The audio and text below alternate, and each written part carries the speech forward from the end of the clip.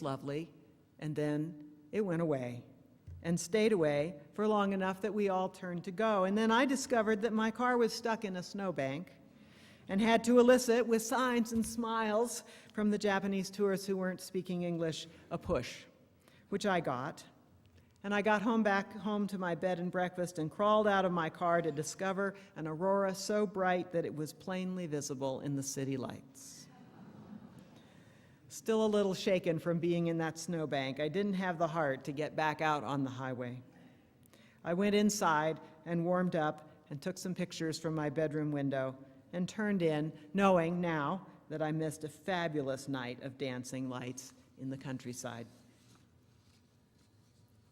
Seeing the northern lights in town is really unusual. You just have to get out of the city lights to see this phenomenon, which is beautiful and vivid, but at the same time, as you could tell, pretty dim. Actually, speaking metaphorically, getting out of the city lights is often a requirement for spiritual growth or personal experience. City lights, distractions, responsibilities, the hubbub, the 10,000 things that dazzle and distract us from the more subtle parts of our lives. We just have to get away sometimes, get some space, settle ourselves, get the dazzle of every day out of our lives. That's one thing vacations are for, and retreats and quiet days. Even illness can be used in such a way to quiet us and help us find the little bit of empty dark, which is so often a prelude to wondrous things. And you've got to take some risks. The risk of wasting your time on no lights, of being cold, of getting stuck, of settling yourself in to view the northern lights away from the city lights only to be descended upon by tourists with flash bulbs, of going to unknown places on slippery roads in the pitch dark. You have to take some risks. You have to take the risk also of talking to the one you're estranged from, or the one you think you might want to get to know better, or the risk of trying a meditation retreat, or the risk of trying a new routine, breaking an old habit. Life is full of risks, and some pay off and some don't. I was lucky in Alaska. Most of the nights I went out were wonderful. It felt risky and worth the risk, like love feels risky, like starting a spiritual discipline feels risky, like setting out on almost any venture. But nothing ventured, nothing gained.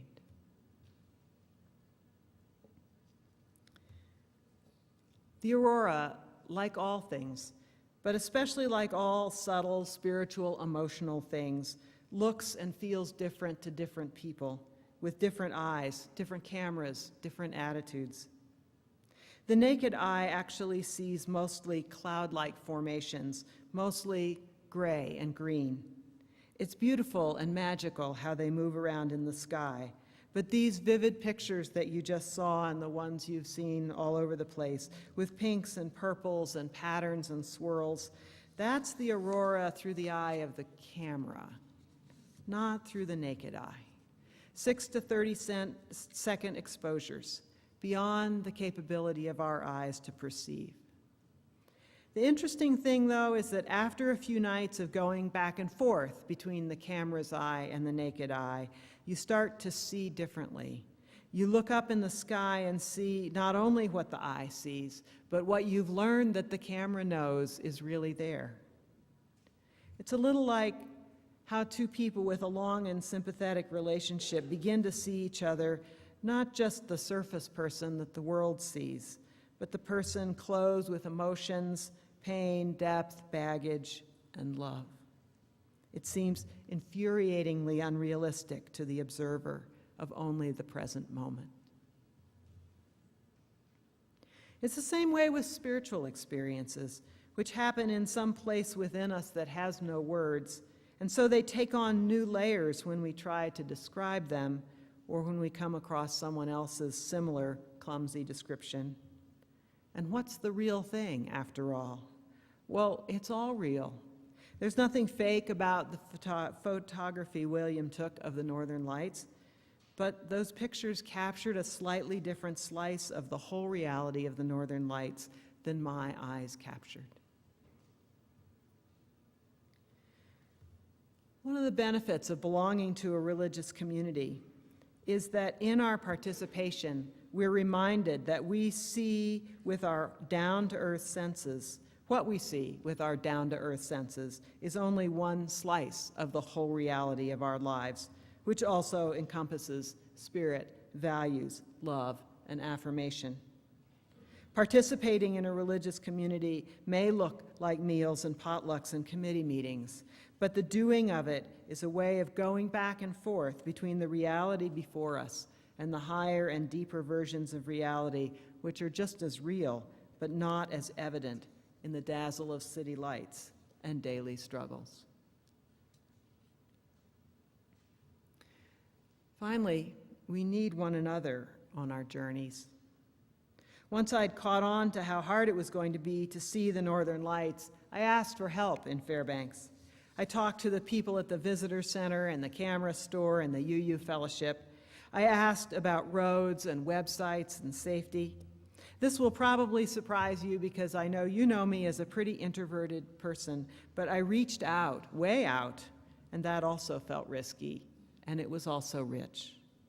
I heard a Native American shopkeeper's story of being sent to a boarding school as a child, an East Indian woman's experience of an especially wonderful aurora in the wee hours the night before, an Athabascan woman's story of how her broken arm was set by wrapping it in birch bark, which when it dries rock hard. I did a bunch of wonderful things on my sabbatical. Alicia Hawkins and I wrote a third book in our series of books of resources for covenant groups, which we were asked to do after Heart to Heart and Soul to Soul turned out to be bestsellers within our denominational press. I was able to support the UUs of Fairbanks during the last month of their search for a new minister. I ate moose stew. I skied the rapidly changing northern forest, and I saw 2 moose.